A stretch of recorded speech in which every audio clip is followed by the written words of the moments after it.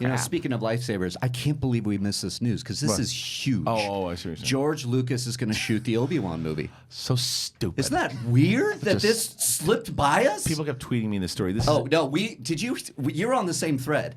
I must have muted somebody because sometimes Star Wars fans are the worst. Wait, why were people? What happened? So we're getting there, but I see somebody literally screaming at the void down. You're on this thread too, and I texted Ken. I'm like, Are you seeing this?"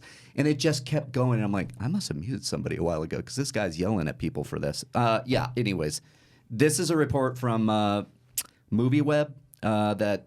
You know, I don't even want to give credit to the person that originally came up with it. And this is just this is not their exclusive. No, it's not them. So. It's where they got it because this is the thing. So a while back there was a story that came out about Palpatine being in Episode 9, and I am pretty convinced that I think he will be. I think they're going to relate it to him. I think JJ is going to throw back just from interviews that he's had before, things that were rumored in his Force Awakens that never happened. That I think that'll play into Episode 9. That's why I said, this would be a good conversation to have about whether or not we think Palpatine will be in 9. Oh, the backlash on it because of of us talking about it because of where it originated from. Now, the guy's seen that all the stuff that he had reported on Palpatine. I don't know if it's real. I don't give a shit if it's real. It's just my conversation was whether or not he was going to be in the movie. I believe he will be. And people are like, why are you giving this guy credit? I go, I'm not. I'm having a conversation of whether or not I think he's going to be in the movie. Right. And he might have gotten lucky with this one, right? If that is indeed the case. This is the same guy that I believe originated this. This is horseshit. This is complete and utter horseshit. They're not saying that George Lucas is out in Scotland shooting the Obi-Wan or scouting to shoot the Obi-Wan movie in Ireland. That, though? Because well, there was this guy Boris Johnson who did this. I think he got it wrong. I think he basically thinks Star Wars is George Lucas still, and he said, they're going to shoot an Obi-Wan movie. This has been not debunked, but it's bullshit. It's bullshit. Yeah. It's complete and utter bullshit. There's no Obi-Wan movie coming. What would you do if it wasn't? I would be very shocked. I would be very shocked. I think everybody would be, but I want you to put something on it. I would be excited.